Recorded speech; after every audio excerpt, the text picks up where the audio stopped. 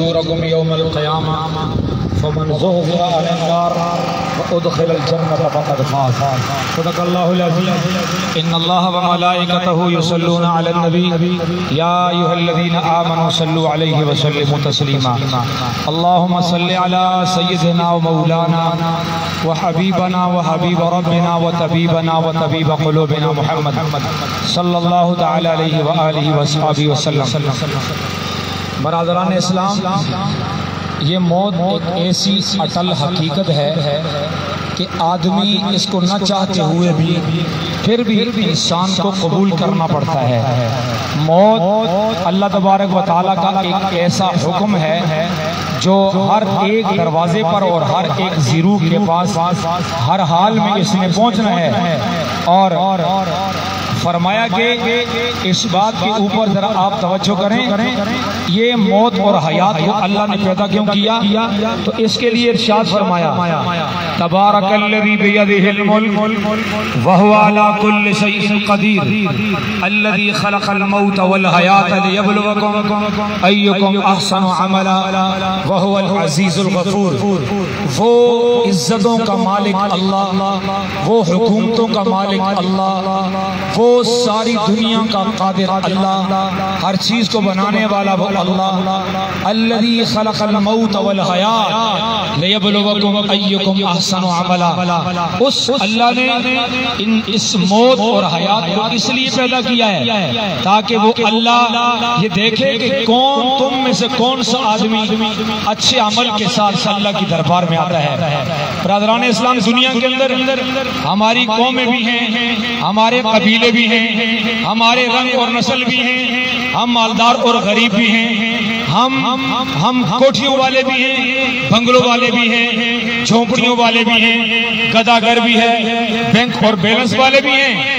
لیکن قرآن کیا کہتا ہے؟ قبائل لتعارفوا ان اکرمکم عند اللہ اتقاکم. یہ جو قبیلے بنائے ہیں نا، یہ سواتی ہے، یہ خان ہے، یہ نواب ہے، یہ سید ہے، یہ تنولی ہے، یہ کوہستانی ہے، یہ پنجابی ہے. یہ سارا تعارف کے لیے ہے. اللہ کے نزدیک کون آدمی بہتر ہے اس کے لیے فرمایا گیا وہ تقوی والا.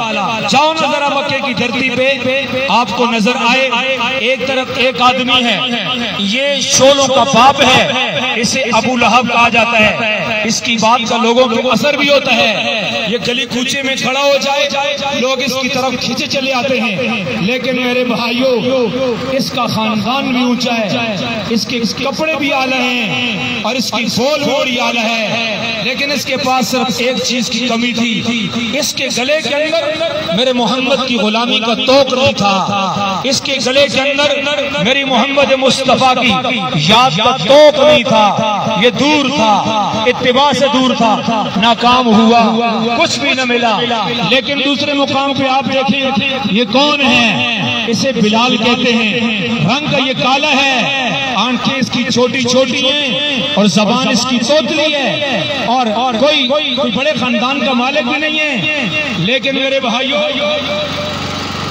لیکن کیا ہے اس کے لیے؟ اللہ کے نبی حضرت محمد مصطفیٰ احمد مجتبیٰ سب کے لو صلی اللہ علیہ وسلم، آپ جب آسمان پر گئے اور واپس آئے، فرمایا اے بلال، ہم نے تیرے چلنے کی قدموں کی آہٹ کی آواز ہم نے جنت میں سنی ہے. اور قرآن کیا کہتا ہے؟ قرآن کہتا ہے القاریہ ملقاریہ وما ادراک ملقاریہ یوم یکون الناس کالفراش المبثوث وتکون الجبال كالعهن المنفوش فأما من ثقلت موازينه فهو في عيشة راضية وأما من خفت موازينه فأمه هاوية وما أدراك ما هي نار حامية. یہ کیا ہے کھڑکھڑانے والی؟ اور آپ کو کیا پتا ہے، کیا معلوم ہے یہ کیا ہے کھڑکھڑانے والی؟ جس دن انسان بکھرے ہوئے پتنگوں کی طرح ہو جائیں گے، زلزلہ آئے گا، زمین تھر تھرائے گی، پہاڑ کانپیں گے، دریاؤں میں، سمندروں میں، پانیوں میں آگ لگے گی، اور یہ پہاڑ ریزہ ریزہ ریزہ ہوگی، ہوا میں اڑتے نظر آئیں گے، تنی ہوئی لگی اون کی طرح. قرآن کہتا ہے اور فرمایا کہ پھر کون تم میں قوم والا ہے، پھر کون اونچا ہے؟ فَأَمَّا مَنْ ثقلت موازینہ، تم میں کوئی بھی آدمی ہے اس بات کو سنو، اگر وزن ہوا یہ کامیاب ہے، فہو فی عیشۃ راضیہ، اس کے پاس توحید ہے سنیں، رسالت ہے سنیں، محبت اصحاب ہے سنیں، اس کے پاس دین ہے سنیں، اگر اس کے پاس عدل و انصاف ہے سنیں۔ فرمایا یہ کیا ہے؟ فہو فی عیشۃ راضیہ، یہ جنت میں ہے، خوشیوں میں ہے، محلات میں ہے اور حور و غلمہ کے درمیان میں ہے۔ اگر ایسے نہ ہوا وَأَمَّا مَنْ خَفَّتْ مَوَازِينُهُ فَأُمُّهُ هَاوِيَةٌ وَمَا أَدْرَاكَ مَا هِيَ نَارٌ حَامِيَةٌ، پھر ایسے نہ ہوا آگ میں جائے گا، وہ کیا ہے؟ حاویہ میں، حاویہ کیا ہے؟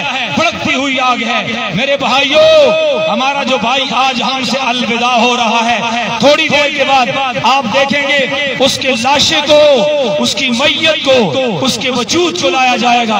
اس کے پاس ایک نام تھا، وہ کیا نام تھا؟ یہ علاقے کا ناظم تھا، یہ لوگوں کا رہبر تھا۔ میرے بھائیو، وہ نام آج مٹ گیا۔ کیا ہوا؟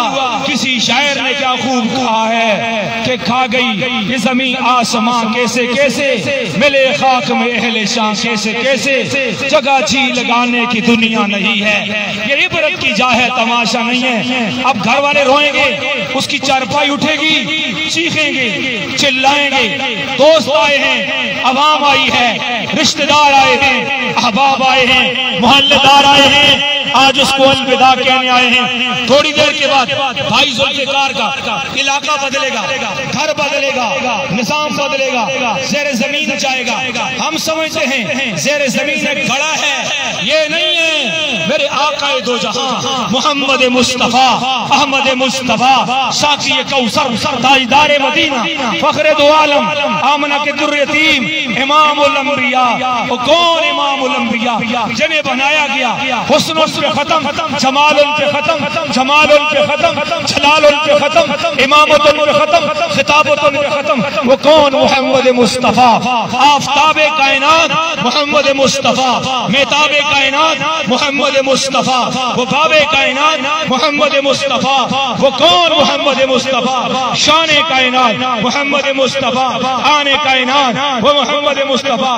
اے برادران اسلام، آج جنازہ اٹھا ہے کس کا؟